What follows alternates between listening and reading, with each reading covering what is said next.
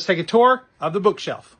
Here's a book that I think should be on every pastor's shelf, The Death of Death and the Death of Christ, John Owen's treatment of the atonement. So what's one of the weirdest books I have on my shelf? Dianetics by L. Ron Hubbard. I actually have a whole section of books on false religions, and this one is by the guy who invented Scientology. Okay, we can go from weird to weirder. We had Scientology with L. Ron Hubbard. Here's Mary Baker Eddy's Science and Health with Key to the Scriptures, the book behind Christian Science. What's one book that had a huge influence on me? Debating Calvinism by James White and Dave Hunt. I got this book when I was in seminary. It was my introduction to James White, and since then, I've become a student of his, and I've read almost everything he's written. So what's a book I don't agree with, but I still think is well written? Grace, Faith, and Free Will by Robert Piccirilli. This book is actually opposing Calvinism. He argues for something he calls Reformed Arminianism, and even though I disagree with what he says in the book, I still think it's well written. What's an unexpected gem on my bookshelf? This book of charts from Rose Publishing. It's all in full color. It's completely reproducible to use in the classroom, and the best part is I actually bought this at Walmart.